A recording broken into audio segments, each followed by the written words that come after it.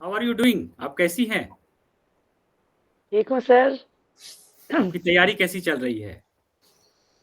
Better चल रही है सर। अच्छा, आपको ढेर सारी बधाइयाँ, आपका इंटरव्यू कॉल आया है thank you so much sir. और आने वाले इंटरव्यू के लिए आपको ढेर सारी शुभकामनाएँ। Thank you sir. तो इंटरव्यू की तैयारी के लिए क्या स्ट्रैटेजी आपका है अभी? क्या-क्या कर रही हैं इंटरव्यू की तैयारी के लिए? वर्तमान में तो सर घर पे ही रह के ही न्यूज़पेपर्स एनालिसिस कर रही हूँ और ऑनलाइन इंटरव्यू को जो जो लोग सिलेक्टेड हैं उनकी इंटरव्यू को देख रही हूँ। बहुत अच्छा, बहुत अच्छा। Yes sir. अभी के मॉक के लिए ऑल सेट, रेडी हैं? यस सर, कोशिश करूँगी सर। शुरू करें? Yes sir. चलिए। Introduce yourself. सॉरी सर, एक पूछना था क्वेश्चन नाम के साथ सर। Sorry sir. नाम की आवश्यकता इसीलिए नहीं है ना, चूँकि ऑनरेबल बोर्ड मेंबर्स के पास आपका नाम नहीं रहेगा, तो यस इसीलिए सर। जो है आपका नाम नहीं पुकार रहे हैं हम लोग। Thank you sir. अब स्टार्ट कीजिए सर। जी, बिल्कुल। अपना परिचय दें। सर मैंने अपना मैट्रिक और अपना इंटर अपने गृह जिला से पूर्ण किया है और मैंने अपना ग्रेजुएशन वर्ष 2016 को मौलाना मजरुल हक अरबिक पर्शियन यूनिवर्सिटी पटना से पूर्ण किया है। वर्तमान में मैं 2016 से ही अध्यापिका पद पर कार्यरत हूँ और साथ ही साथ पीसीएस की तैयारी कर रही हूँ।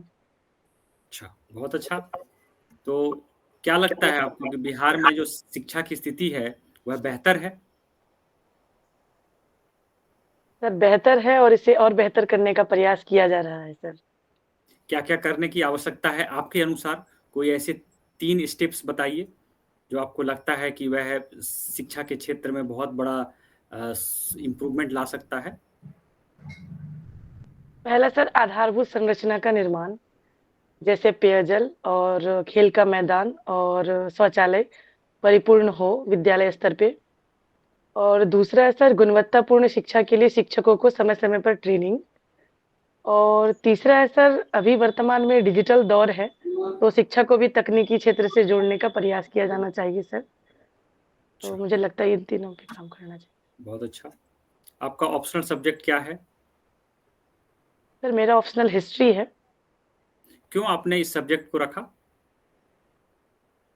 सर चूँकि मेरा ग्रेजुएशन उर्दू में हुआ था और उर्दू को जब मैंने भाषा के रूप में पढ़ा, तो मुझे इसके इतिहास के बारे में पता चला और उर्दू के विकास के बारे में पता चला। कहीं न कहीं ये इतिहास से भी जुड़ा हुआ है, क्योंकि उर्दू साहित्य, उर्दू रचना, उर्दू साहित्यकार, ये लोग इन लोगों का भी योगदान राष्ट्रीय आंदोलन में था। तो मेरा रुचि सर इतिहास में बढ़ा और रुचि बढ़ने के साथ-साथ मैंने इस सब्जेक्ट को भी प्रेफ़र किया खुद के तैयारी के लिए सर। तो अच्छा। मुझे काफ़ी ज़्यादा जानकारी भी हुई सर। अच्छा, यह बताइए कि प्राचीन भारत में आपके सबसे सबसे अच्छे पर्सनैलिटी आपको कौन-से लगते हैं? सबसे फ़ेवरेट पर्सनैलिटी? सम्राट अशोक। क्यों?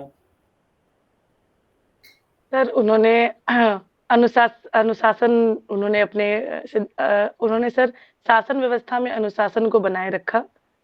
दूसरा सर उनके अंदर करुणा और तीसरा सर उन्होंने प्रजा के कल्याण के लिए धम्म की घोषणा की और सभी को सदाचारी जीवन रहने का इन्होंने प्रचार किया सर। अच्छा, कृपया ये बताइए कि महात्मा गांधी जी और सुभाष चंद्र बोस जी में जो विवाद रहा, क्या मानते हैं कि क्या इसके पीछे मुख्य कारण था? सर इन दोनों में वैचारिक मतभेद थे सर, क्योंकि गांधी जी अहिंसा के पूर्णतः विरोध में थे और उनका मानना था सुभाष चंद्र बोस जी का कि जब तक हम विदेशी सहायता लेकर जोरदार प्रहार ना करते हैं ब्रिटिश पे, तब तक हमें आज़ादी सुनिश्चित नहीं हो पाएँगी सर। तो वैचारिक मतभेद था इन दोनों के बीच। बाकी गांधी जी के कार्य से सुभाष चंद्र बोस भी प्रभावित थे सर और उन्होंने अपने सारे कार्यों में गांधी जी को भी मैसेज भी पहुँचाया था। लास्ट में एक मैसेज उन्होंने रेडियो के माध्यम से भी पहुँचाया था गांधी जी से। तो ऐसा नहीं कहा सकते कि दोनों में शुरुआती ही मतभेद थे, वैचारिक मतभेद के कारण ही लोगों में था। अच्छा, पानीपत का कुल मिलाकर कितने युद्ध हुए हैं? कहाँ-कहाँ और कब-कब? सर 3 लड़ाइयाँ हुई हैं पानीपत की और ये तीनों ही पानीपत में ही हुए थे। पहला सर 1526 में और दूसरा सर 1556 में और तीसरा सर 1761 में। अच्छा, क्या आपको लगता है कि तीसरा युद्ध जो पानीपत का हुआ, उसने भारत के इतिहास को एक न्यू डायरेक्शन दे दिया? Yes sir. कैसे? क्योंकि सर इस लड़ाई के बाद यह तय कर दिया गया था कि सर यहाँ पे शासन कौन सॉरी सर यहाँ पे शासन कौन करेगा सर, यह तय कर दिया था। और धीरे-धीरे मुगल का भी प्रभाव कम होता चला गया सर, और मराठाओं की भी शक्ति काफ़ी इसमें कम हो गई थी सर। तो विदेशी लोगों का एक आगमन का एक रास्ता प्रशस्त किया था सर पानीपत की लड़ाई ने। बहुत अच्छा। यह बताइए कि चंपारण में जो सत्याग्रह हुआ, उसने किस तरह से एक न्यू डायरेक्शन दिया नेशनल मूवमेंट को? सर चंपारण सत्याग्रह महात्मा गांधी जी के द्वारा शुरू किया गया एक पहला प्रयास था, जिसमें उन्होंने सत्याग्रह का प्रयोग किया और अहिंसात्मक स्वरूप से अंग्रेजों को यह सोचने पर मजबूर कर दिया गया कि हम अगर अपनी मांग को शांतिपूर्ण अगर मांगते हैं तो वो हमें पूर्ण करने के लिए विवश हो ही जाएंगे।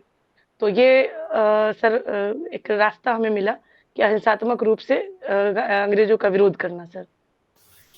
अच्छा।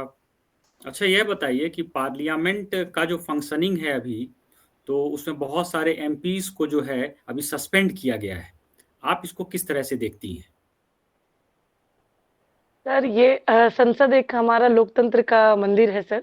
यहाँ पे किसी भी तरह की अनुचित कार्रवाई नहीं होनी चाहिए। संसद में ये हंगामा और इस तरह की कार्रवाई हमारी संसद की मर्यादा को अक्षुण्ण बनाती है सर। तो मुझे लगता है कि इस तरह से अगर होते हैं, तो हमारे संसदीय लोकतंत्र के लिए बेहतर नहीं है सर। इनकी मर्यादा को सभी को बनाए रखना चाहिए सर। आलोचकों का यह भी कहना है कि अभी एक ऐसे पार्टी की सरकार है जिसके पास एब्सोल्यूट मेजॉरिटी है, बहुत ही स्पष्ट बहुमत है, जोरदार बहुमत है। तो सरकार जो है आयरन हैंड का उपयोग कर रही है और जो अपोजिशन है उसकी आवाज़ को दबा रही है इस माध्यम से। आपको क्या लगता है? तो मुझे नहीं लगता कि आवाज़ दबाने का प्रयास किया जा रहा है। ये संसद को की मर्यादा को अक्षुण्ण बनाए रखने के लिए प्रयास किया जा रहा है, ताकि ये गलत मैसेज ना जाए। आने वाले कोई भी सांसद अगर वो माँग करते हैं, तो वो शांतिपूर्ण रूप से ही माँग किए जा सकते हैं। सर इसके लिए ज़रूरी नहीं है कि हम सांसद की मर्यादा को हम लोग उसको खोएँ सर। तो इस तरह से वो ये नहीं है कि दबाने का प्रयास किया जा रहा है, ये उनको ये मैसेज देने का प्रयास किया जा रहा है कि मर्यादा को बनाए रखिए, अन्यथा आपको यहाँ से निलंबित कर दिया जाएगा। बहुत अच्छा। अंतिम प्रश्न हमारी तरफ से, अपने अपने पर्सनैलिटी के कोई 3 स्ट्रॉन्ग पॉइंट हमें बता दीजिए। पहला है सर कि मैं लोगों से सहयोगात्मक संबंध स्थापित करने में मैं सहयोगात्मक संबंध स्थापित कर पाती हूँ सर। दूसरा है सर मेरे अंदर संवेदना है और करुणा है। मैं जब मेरे पास कोई समस्या लेकर आते हैं तो मैं संवेदनशील होकर उसकी समस्या को समाधान कर पाती हूँ सर। और तीसरा है सर माहौल कैसा भी हो, मैं अपने नैतिक सिद्धांतों के अनुरूप ही कार्य करती हूँ और ईमानदारी पूर्ण मैं अपने कार्य का निर्वहन करती हूँ। बहुत अच्छा। Over to Bhavana ma'am. अच्छा ये बताइए तो आपके व्यक्तित्व का कमजोर पक्ष क्या है? जहाँ तक मैं अपने आप को अनुभव कर पाती हूँ, पहला है कि मैं काफ़ी भावनात्मक हूँ, मुझे।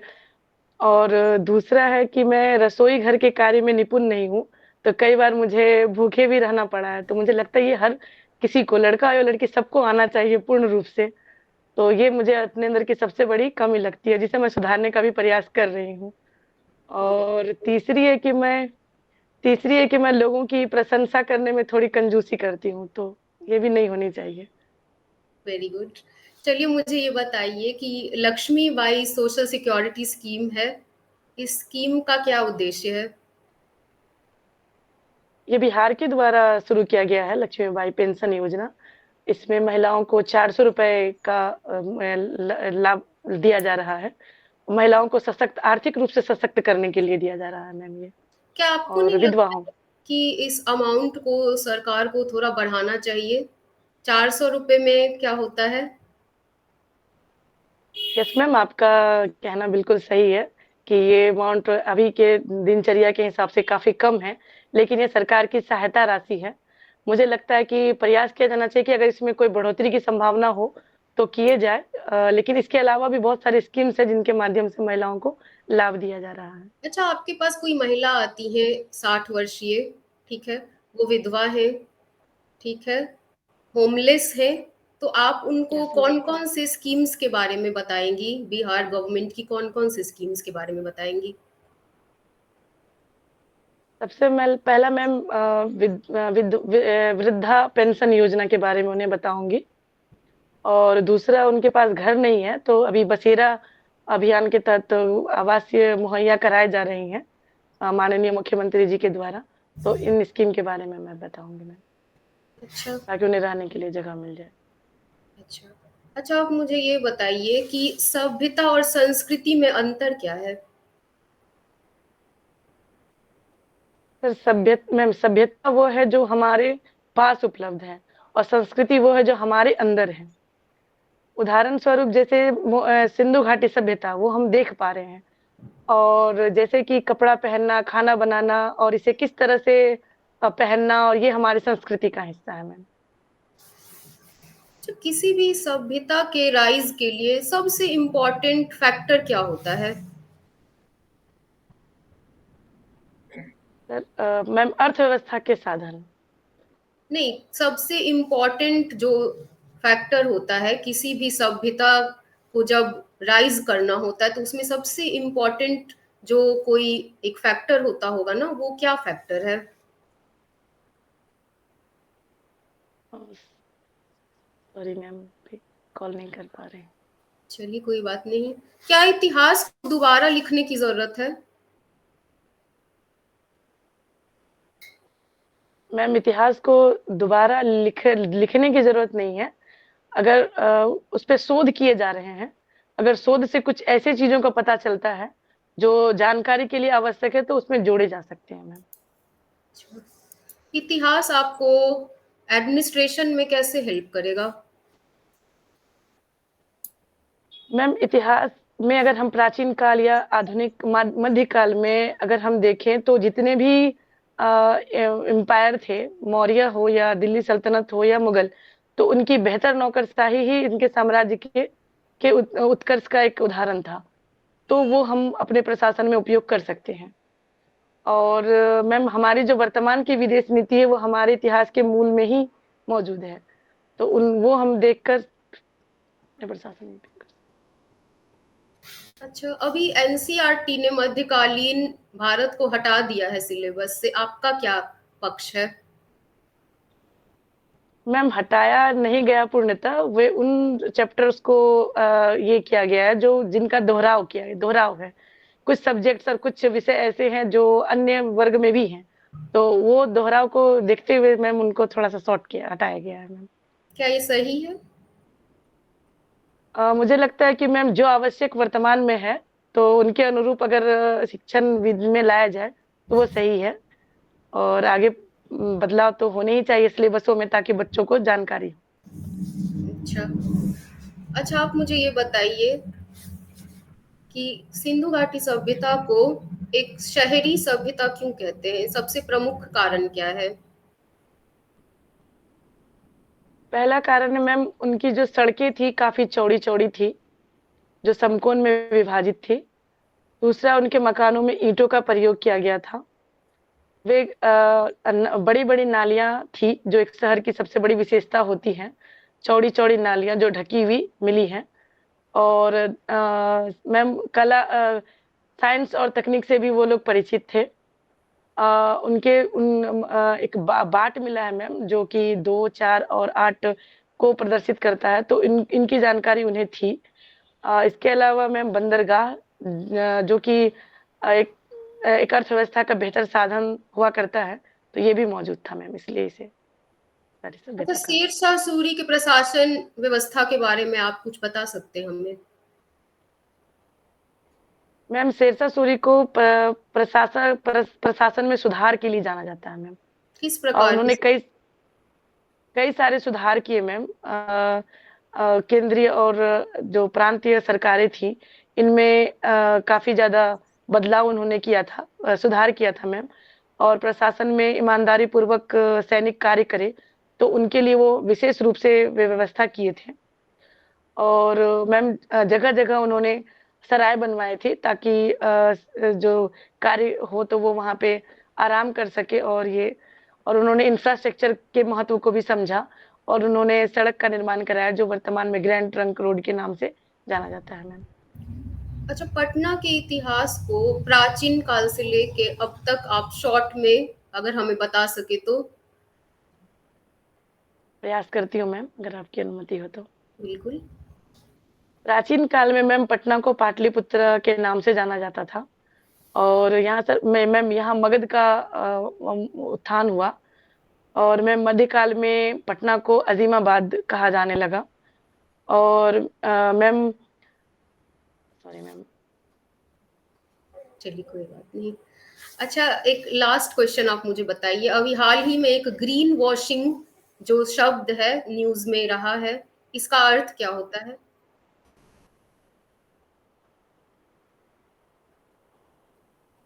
सॉरी मैम, मैं रिकॉल नहीं कर पा रही चलिए हूँ। कोई बात नहीं। Over to Pooja ma'am. Hello, आपने काफी अच्छे से उर्दू पढ़ा है, उर्दू ऑनर्स है आपका। उर्दू यस को मैम। नजाकत और नफासत की भाषा बोली जाती है, क्यों बोली यस जाती मैम। है? क्योंकि मैम ये उर्दू एक ऐसी भाषा है जो सामान्य भी बोल के लोगों को समझाया जा सकता है, वो शेरो शायरी के माध्यम से हो या नज्म या गजल के माध्यम से हो, ये आसान से लोगों को समझाया जा सकता है मैम, इसलिए। उर्दू के 2 प्रसिद्ध शायर का नाम बताइए। मैम पहले है मिर्जा गालिब, ओके, और दूसरे है अल्लामा इकबाल जी। ओके। आप किन्हें पसंद करती हैं? मैम मैं मिर्जा गालिब को पसंद करती हूँ। खास वजह? मैम उन्होंने शेरो शायरी को एक प्रेम की भाषा भी बनाया, जो कि आज भी लोगों को काफी पसंद आती है, और इन्होंने उर्दू के चहुमुखी विकास में भी योगदान दिया है मैम। मजहर क्या होता है? मैम ये मुगल काल में मजहर की घोषणा की गई थी अकबर के द्वारा। अलाउद्दीन खिलजी की बाजार नियंत्रण नीति के बारे में कुछ बताएं, क्या थी?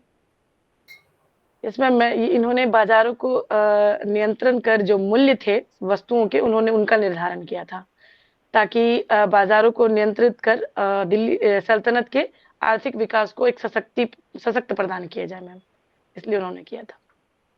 वर्ल्ड हिस्ट्री में म्यूनिक का क्या महत्व है? म्यूनिक, सॉरी मैम, भी रिकॉल नहीं कर पा रही। ओके। कंपोजिट हिस्ट्री क्या है?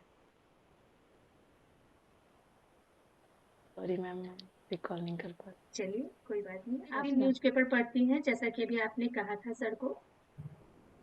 Yes ma'am. आज आपने न्यूज़पेपर पढ़ा है? सॉरी मैम, आज व्यस्तता के कारण मैं न्यूज़पेपर नहीं देख पाई, क्योंकि हमारे स्कूल की छुट्टी 5 बजे होती है, तो मेरे घर आने में काफी लेट हो गया, तो मैं देख नहीं पाई हूँ मैम, रात में देखती हूँ। ओके ओके ओके, चलिए कोई बात नहीं है।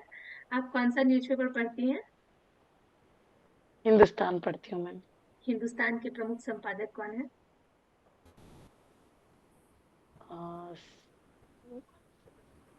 आप अनुमति दे तो मैं कोशिश करने का प्रयास ओके, करती हूँ ओके। मैम।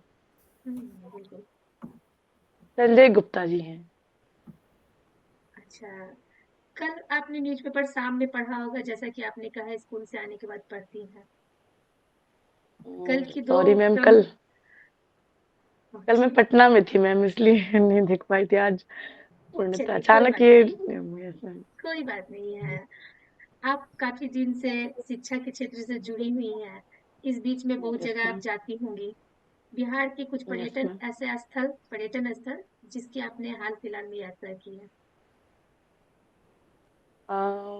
मैम वर्तमान में मेरा गृह जिला कटिहार है, तो मैं हाल ही में गोगा बिल झील देखने गई थी, क्योंकि कहा जाता है कि यहाँ विदेशी पक्षियों का जमघट लगता है, तो मेरी भी एक अरमान थे कि मैं उन्हें देखने के लिए जाऊं, लेकिन उतनी खुश नसीब नहीं थी कि मुझे एक भी पक्षी देखने को नहीं मिले, काफी दूर दूर थे, तो वो मैंने देखा है। और दूसरा मैम, कल ही मैं पटना में थी, तो मैं रास्ते से गुजर रही थी, तो मैं गोलघर के पास रुकी और गोलघर को मैंने देखा, और तीसरा मैम आयोग जा रही थी तो मुझे बिहार संग्रहालय भी रास्ते में दिखा, तो मैंने भी वो दिखाना। होलघर की स्थापना कब की गई थी? मैम एग्जैक्ट डेट याद नहीं है, आप अनुमति दे मैं कोशिश करने का प्रयास ईयर करती हूँ। ईयर बता सकते हैं?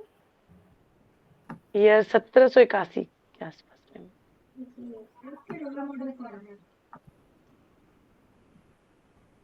मेरे रोल मॉडल मेरे माता पिता है मैम, कोई खास वजह? क्योंकि मैम मैंने अपनी माता से सीखा है कि लगातार प्रयास करते रहने से कभी असफलता हाथ नहीं आती है। और अपने पापा से सीखा है मैम कि अगर आपने लक्ष्य को साध लिया है तो लगातार प्रयास कीजिए, लक्ष्य आपको हासिल होगा ही, चाहे कितनों लाख गिरो फिर भी आगे हिम्मत के साथ बढ़ो। मैम ये मैंने सीखा अपने माता पिता से। आपका सर्विस प्रेफरेंस क्या है? पहला ma'am Bihar education service. Yes ma'am. Service आप क्यों ज्वाइन करना चाहती हैं? कोई खास वजह? क्योंकि मेरा कार्य अनुभव अभी शिक्षा को लेकर है, तो मैं चाहती हूँ कि मुझे अगर बिहार एजुकेशन सर्विस मिलता है तो इसमें दिए जाने वाले पोस्ट एजुकेशन से रिलेटेड होंगे, तो मैं उन सारी खामियों को मैं देखूंगी और अपने स्तर से पूर्ण करने का प्रयास करूंगी मैम। आपने अभी खामियों की बात की, कितने दिनों से आप काम कर रही हैं इस क्षेत्र में, तो आपको कौन-कौन सी खामियां दिखी? सबसे पहला खामियां मुझे मैम इंफ्रास्ट्रक्चर को लेकर रहा है, क्योंकि मेरा ये अनुभव भी है, क्योंकि मेरे विद्यालय शहरी क्षेत्र में आता है तो वहाँ खेल के मैदान उपलब्ध नहीं है, तो बच्चे वहाँ खेल नहीं पाते हैं। और दूसरा मैम बैठने की व्यवस्था भी अभी अच्छी नहीं है स्कूल स्तर पे, जहाँ बच्चों को नीचे बैठकर पढ़ना पड़ता है। ये पहली खामी थी। और दूसरी खामी है मैम कि शिक्षक और छात्र अनुपात भी काफ़ी कम है। बहुत सारे बच्चे और एक शिक्षक उन्हें पढ़ा रहे हैं, तो जिससे बच्चों की जो उपस्थिति है वो भी प्रभावित हो रही है। और तीसरा है मैम कि तकनीकी शिक्षा, क्योंकि सरकार के द्वारा अभी ई-शिक्षा कोर्स को लाया गया है और कई सारे पोर्टल दिए गए हैं एजुकेशन को रिलेटेड, तो इनकी जानकारी भी शिक्षकों में नहीं है, जिसके कारण वो इन सब का लाभ नहीं उठा पा रहे हैं। तो मुझे लगता है कि इस तरह में अगर सुधार होता है मैम, तो शिक्षा व्यवस्था में काफ़ी बदलाव आएँगे। चलिए, आपका इंटरव्यू बहुत अच्छा रहा। इस इंटरव्यू की बहुत सारी खास बातें रही हैं, जिस पर अनंत सर सबसे पहले चर्चा करेंगे हम लोगों के साथ। Thank you ma'am. Over to Anant sir.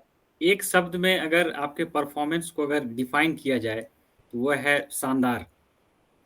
आप बहुत अच्छी कैंडिडेट हैं, आप में वीकनेस निकालना बहुत मुश्किल होगा। ऑनरेबल बोर्ड मेंबर्स के लिए आप में कमी निकालना बहुत मुश्किल होगा। You are a complete candidate. आपके स्ट्रॉन्ग पॉइंट में आपका फेशियल एक्सप्रेशन बहुत अच्छा है। आप स्माइल के साथ, हल्के स्माइल के साथ आप बोलती हैं, यह आपका स्ट्रॉन्ग पॉइंट है। स्ट्रेस में भी अगर आप 1-2 बार आई हैं, 3 बार आई हैं, तो आपके चेहरे पर एक स्लाइट स्माइल रहा है, जो कि आपके कॉन्फिडेंस को दिखाता है। फिर आपका नॉलेज बेस बहुत ही शानदार है। आपसे हिस्ट्री को आज लगभग स्कैन कर दिए हम लोग, लेकिन आपको हिस्ट्री के बारे में इन डेप्थ जानकारी है, ये बहुत ही बेहतरीन है। आप बहुत ही शानदार आपका हिस्ट्री में भी रहा। आपका करंट पे भी अच्छी पकड़ है। आप सेंसिटिव इश्यूज़ पे बहुत अच्छा बोलती हैं। आपको 1-2 बार हम लोगों ने कोशिश किया कि आप उस तरह का स्टैंड लें जो कि कंट्रोवर्शियल हो, लेकिन आप वहाँ पे भी बहुत अच्छे से बोलकर निकल गई हैं। बहुत अच्छा बोलती हैं आप बहुत अच्छी कैंडिडेट हैं। और अगर आप इस तरह से एक्चुअल इंटरव्यू में परफ़ॉर्म करेंगी, आप करेंगी ही, आपको बहुत अच्छे नंबर आएँगे, 100% गारंटीड है। 2 एरिया जहाँ की मैं कहूँगा थोड़ा-सा आप देख लीजिएगा। पहला ये है कि अखबार को चेक कर लीजिएगा, क्योंकि वो लोग अमूमन अखबार के बारे में पूछ देते हैं, तो आप प्लीज़ उसको अच्छे से देख लीजिएगा। और दूसरा है कि गोलघर के बारे में फैक्ट्स 1781 शायद नहीं है, वह शायद 1784 या 85 है, आप एक बार क्रॉस चेक कर लीजिएगा। अच्छा, ठीक है सर। हाँ, इसके अलावा मुझे लगता है कि आप एक कंप्लीट स्टूडेंट हैं, बहुत ही बेहतरीन आपका परफॉर्मेंस रहा है। हम लोगों को आपके परफॉर्मेंस को देखकर मन खुश हो गया। Thank you sir. Over to Bhavana ma'am. Knowledge बहुत अच्छी है आपकी। सिर्फ एक बात कहना चाहूंगी कि सिंधु घाटी सभ्यता क्यों अर्बन है। देखिए कोई भी सभ्यता क्यों अर्बन होती है, अर्थव्यवस्था के कारण, है ना। तो आप यस एक मैम। वो पॉइंट बोल देते तो आपका मतलब ट्रस्ट में आपका परफॉर्मेंस जो है माइंड ब्लोइंग हो जाता। ठीक है, तो थैंक यू आप मैम। हाँ ये कह सकते थे आप मर्केंटिलिज्म पे बेस्ड था, वही उसका मेन कारण है। टाउन प्लानिंग एंड ऑल वो सब तो है, लेकिन आप अगर सबसे पहले यही चीज पॉइंट मन में रखे तो बहुत अच्छा हो जाएगा। अदर देन दैट कोई दिक्कत वाली बात नहीं है, मुझे नहीं लगता है। आप बहुत अच्छे कैंडिडेट हो, ठीक है। और यस आपका मैम। फेशियल एक्सप्रेशन तो बहुत ही लाजवाब है, हल्के से स्माइल के साथ, कोई दिक्कत नहीं है। आई कांटेक्ट भी आपका मेंटेन है, वीकनेस यस निकालना मैम। मुश्किल है, आई मस्ट से। ठीक है, so yes very good, ma'am. Keep it up. इसी तरीके का परफॉर्मेंस आप वहां जाके दीजिएगा, वी आर होपिंग। ठीक है, यस एंड मैम। हाँ, remaining things Pooja ma'am will tell you. Ma'am आप एक बहुत अच्छे कैंडिडेट हैं और सभी चीजों की जानकारी है। जैसा कि मैम और सर ने भी कहा, मैंने भी नोटिस किया, आपका फेशियल एक्सप्रेशन बहुत अच्छा है, शानदार है। आपको एक्स्ट्रा मार्क्स मिलेंगे, आई कांटेक्ट भी अच्छा है और यस आप मैम। एक बहुत ही अच्छे तरीके से आप जो भी प्रेशर आता है उसको आप झेलती है। थोड़ा सा ऑप्शनल सब्जेक्ट है, जैसा मैम ने कहा, एक बार कुछ कुछ सेक्टर को देख लीजिए। और आपसे इंटरव्यू में अगर इस तरह का क्वेश्चन पूछा जाए कि आप हाल फिलहाल में कहाँ घूमने गई हैं, चाहे कुछ भी, तो जिस जगह पे आप गई हो या नहीं गई हो उससे कोई लेना देना नहीं है, आप इंटरव्यू दे रहे हैं, है ना। ओ तो मैम। है ना, तो वो थोड़ी देखने जा रहे हैं। तो कोई ऐसा जगह बिहार का जिसके सभी चीजों पे आपको पकड़ हो अच्छा। हम हमें थोड़ी पता है कि आप कल कहाँ गई थी, परसों कहाँ गई थी। कोई भी जो इंटरव्यू ले रहे हैं उन्हें नहीं पता है। जैसे अभी गोलघर के बारे में आप थोड़ा सा ये हो रही थी, है यस ना। मैम। तो आप कोई यस मैम। ऐसी ऐसी जगह का नाम बताती जिसके बारे में आपको पूरी तरह से जानकारी हो। हमेशा वैसे ही जगह का नाम बताया जाता है। तो थोड़ा यस सा मैम। इन थैंक सभी यू मैम। चीजों को आप एक बार देख लीजिएगा। बाकी यस अगर मैम। आप नहीं भी बताएंगे तो कोई बात नहीं है, आपने जितने अच्छे से हैंडल किया है या गेस करके बताया है, आपको मार्क्स मिलेंगे। Yes ma'am. आपका सिलेक्शन पक्का है। Best of luck. I hope ma'am. Thank you ma'am.